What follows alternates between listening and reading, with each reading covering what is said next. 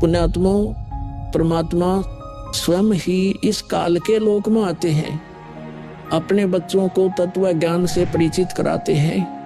दास के अंदर उसी पूर्ण परमात्मा कबीर साहिब जी की शक्ति काम कर रही है। आप पुण्यात्माओं को काल के जाल से निकालने के लिए परमात्मा इस पृथ्वी लोक में फाल्गुन शुक्ल पक्ष एकम विक्रमी संवत 2053 9 मार्च 1997 रविवार के दिन आए और सार नाम व सार शब्द खुल कर देने का आदेश दिया, जिससे आप सभी का मोक्ष हो सके। इसके बाद इस आध्यात्मिक ज्ञान के प्रचार प्रसार में बहुत तेजी आई और आज आप सभी पुण्यात्माओं को अपने निज घर की और परमात्मा की पहचान हो पाई। 600 साल पहले परमात्मा को ना पहचान कर हम काल के जाल में धोखे से रह गए थे। अब की बार दास को आम संत समझकर धोखा मत खा जाना।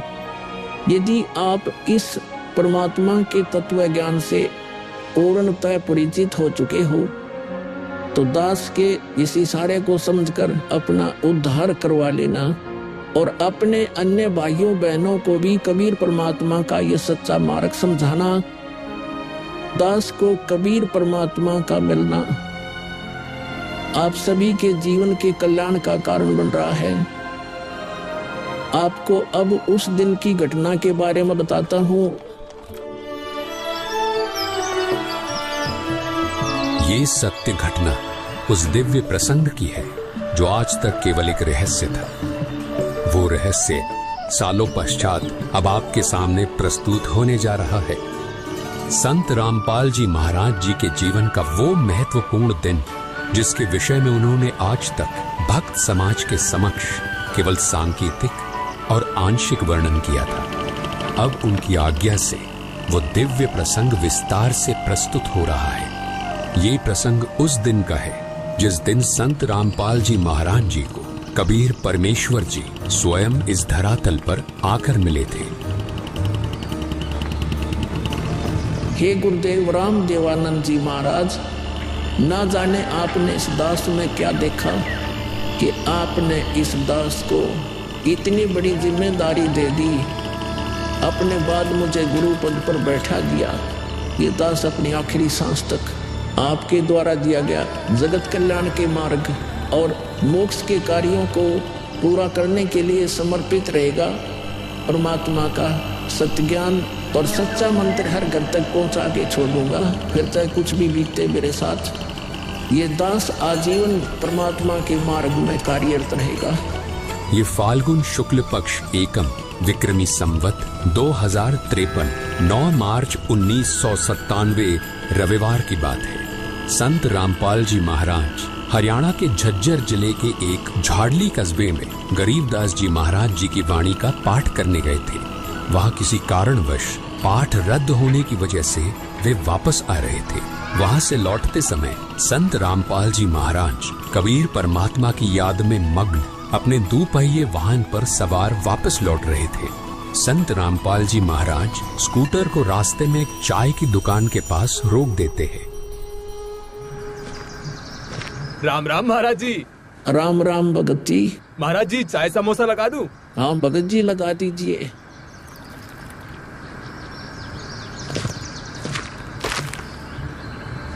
इस बोले भगत को भी परमात्मा का तत्व ज्ञान समझाना चाहिए। भगत जी, कबीर परमात्मा की भक्ति करनी चाहिए। मनुष्य जीवन हमें सिर्फ इसीलिए मिलता है। मानुष जन्म दुर्लभ है ये नलन बोरे, जैसे तरवर से पत्ता टूट गिरे वो बोड़ न लगता ढोरी। भगत जी, इस काल लोक का कोई भरोसा नहीं है, न जाने कब किस पर क्या बिजली गिर जाए। इसलिए कहता हूँ आपको कि कबीर परमात्मा से जुड़ जाओ, नाम दीक्षा लेकर अपना कल्याण करवा लो। वो कबीर परमात्मा यह भी आपकी और आपके परिवार की रक्षा करेगा और मृत्यु के बाद सीधा मोक्ष को प्राप्त कर जाओगे। ठीक कहते हो महाराज जी।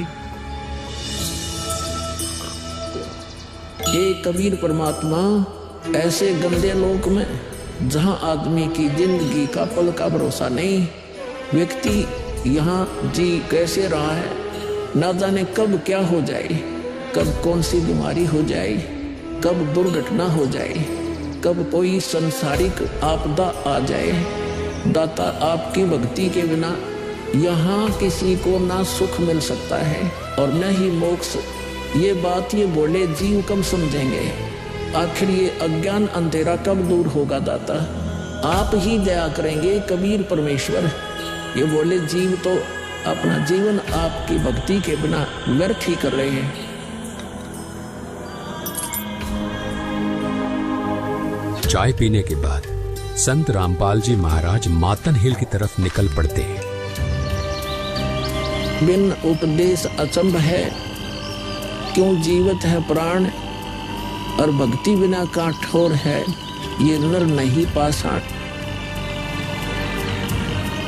आगे चलकर संत रामपाल जी महाराज स्कूटर को एक पुलिये के पास रोक देते हैं। इस पुलिये की खास बात ये थी कि संत रामपाल जी महाराज जी ने इस पुलिये को सिंचाई विभाग में जूनियर इंजीनियर रहते हुए स्वयं बनाया था। क्योंकि यह पूरा क्षेत्र जंगल नुमा था, इसलिए संत रामपाल जी महाराज जी को इस पुलिये पर बैठना बहुत अच्छा लगता था और नौकरी के दौरान वो इस पुलिये पर बैठकर परमात्मा की याद में खो जाया करते थे। हे दयालु कबीर परमात्मा, आप जी हम नीचों के लिए 600 वर्ष पहले एक धानक रूप धारण कर इस गंदे लोक में 120 वर्ष तक रहे। आप जी को गर्म तेल के कढ़ाई में डाला गया, खूनी हाथी से मरवाने की कोशिश की गई, दरिया में डुबोकर मारने की कोशिश की गई। आप जी को बदनाम करने हेतु झूठी चिट्ठी डाली गई। आपके साथ कितने जुल्म ढाए गए, फिर भी हे दयालु कबीर परमात्मा, आपने क्या कुछ नहीं किया। अपनी सतलोक से बिछुड़ी आत्मा को अपने शरण में लेने के लिए, इस तत्व ज्ञान को सब जीवों तक पहुंचाने के लिए।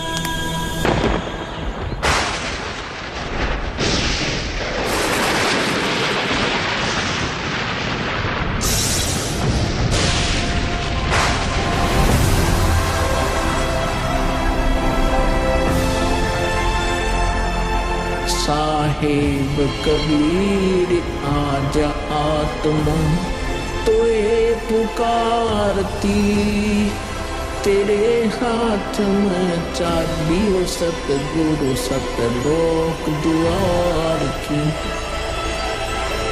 साहेब कबीर आजा आत्मा तोए पुकारती, तेरे हाथ में चाबी हो सतगुरु सतलोक द्वार की।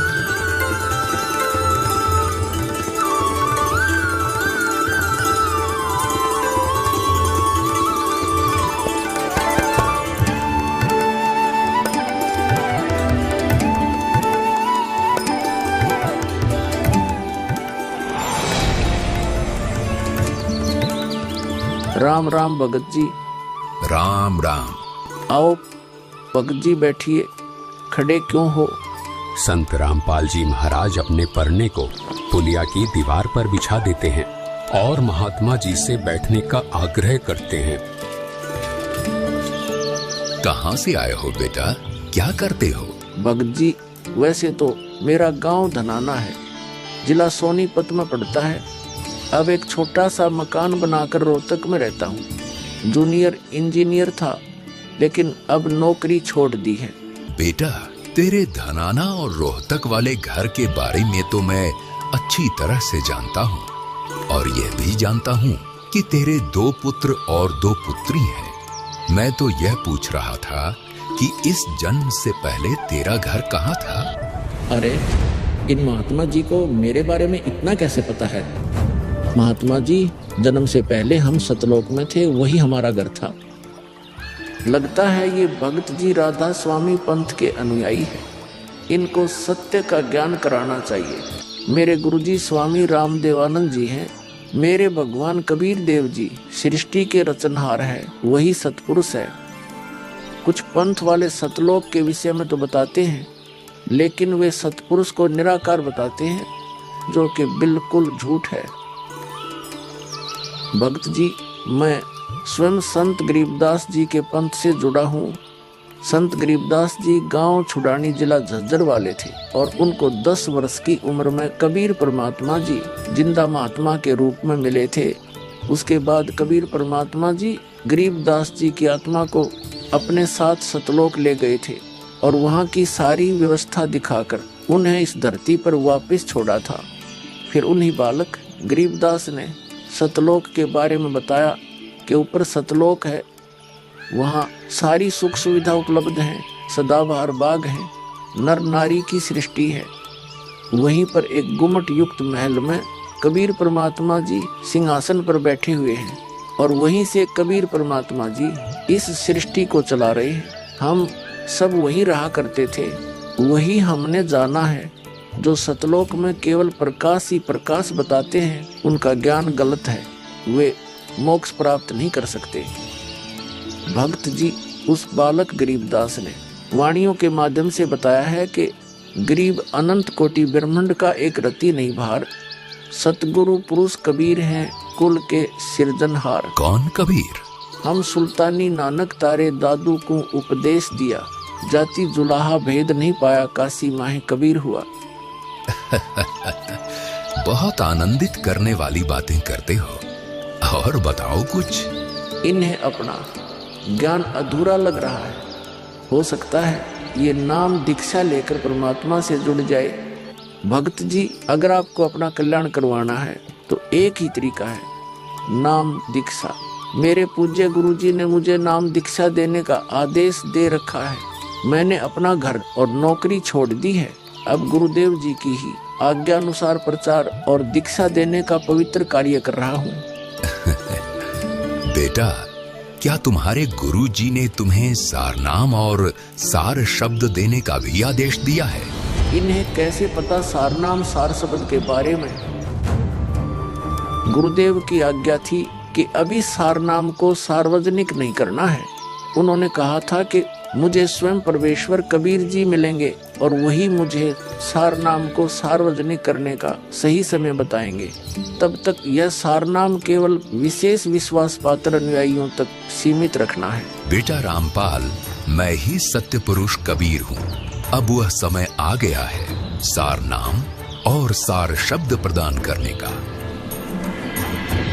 वह भक्त जी, मैंने आपको बता दिया कि कबीर परमेश्वर मुझसे मिलने आएंगे, तो आप स्वयं ही कबीर परमेश्वर बन बैठे।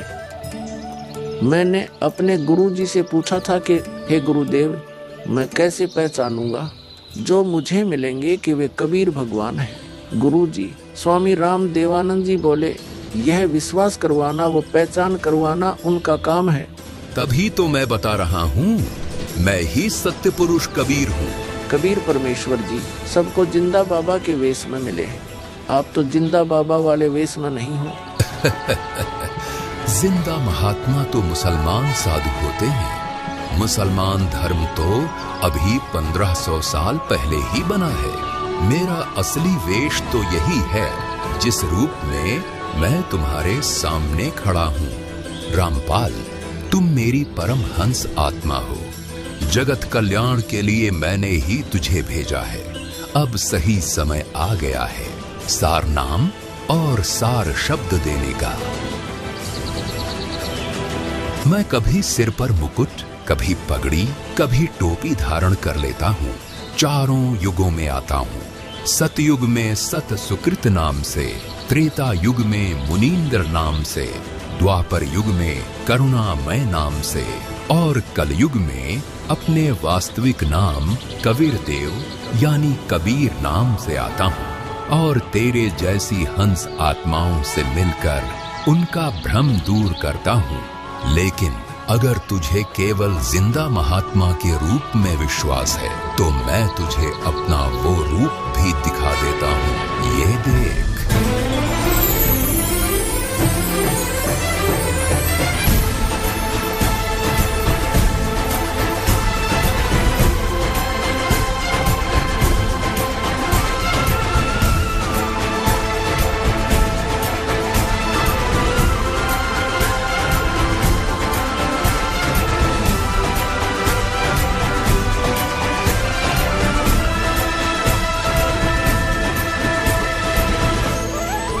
हे परमेश्वर, मुझे क्षमा कर दीजिए।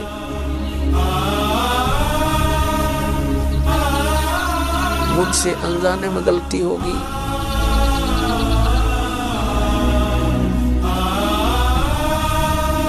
आपने मुझे साक्षात दर्शन दिए और मैं आपको पहचान न सका। मुझे क्षमा कर दीजिए परमपिता।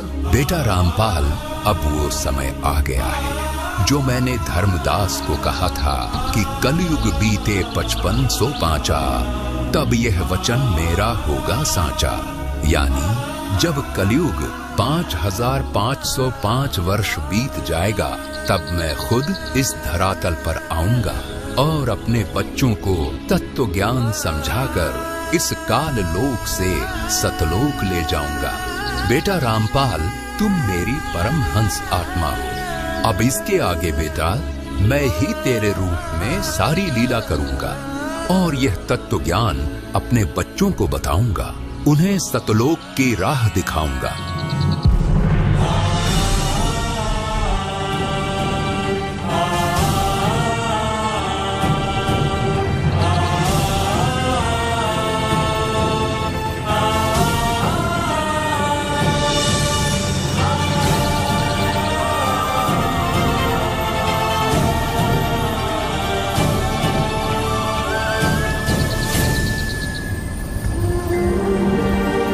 इस प्रकार कबीर परमात्मा संत रामपाल जी महाराज जी को सह शरीर सतलोक भेज देते हैं और अपनी लीला को आगे बढ़ाते हैं। गवी ख्यालवी साल सतगुरु अतल दिगंबर धीर भक्ति हेत काया घर आई अवगत सहत कबीर। भक्ति हेत काया घर आई अवगत सहत कबीर। अमर करूं सतलोक पठाऊं तात बंदी छोड़ कहाऊं।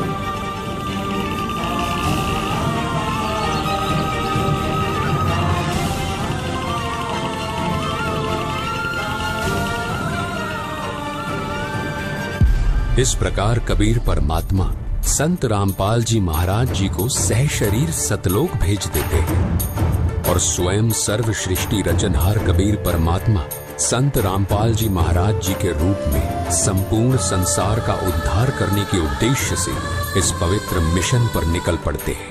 संत रामपाल जी महाराज जी के रूप में कबीर परमात्मा स्वयं को छिपाए हुए हैं। उनकी इस लीला को समझना आम जीव की समझ से बहुत दूर है। एक संत के स्वरूप में परमात्मा के अभिनय की ये अद्भुत सच्चाई भक्त समाज के लिए जानना बहुत जरूरी था।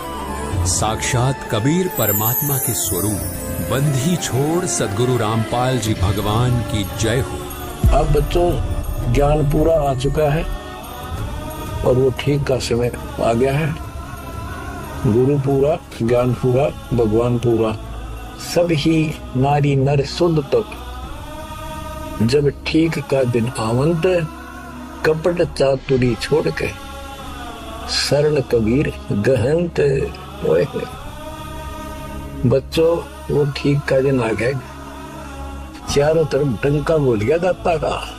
कहाँ उग्र, कहाँ शूद्र हो, चाहे कोई नकम्मा डाकू लटेरा है, चाहे कोई छोटी जाति समझते हो आपको। अरे सबकी भाव पीर परमात्मा, वो संत जो मेरा भेजा होगा, भेजा हुआ आएगा, वो सबके दुख दूर करेगा। अरे सबकी भाव पीर, सो समान समदृष्टि है समृत सत कबीर। वो एक समान समदृष्टि का है, सबको एक दृष्टि से एक समान प्यार देगा, सबको एक जैसा व्यवहार देगा, एक जैसा सच्चा नाम सतनाम सार शब्द देगा। वो समृत सत कबीर ही होगा। बोलो बंदी छोड़ कबीर साहब की जय हो।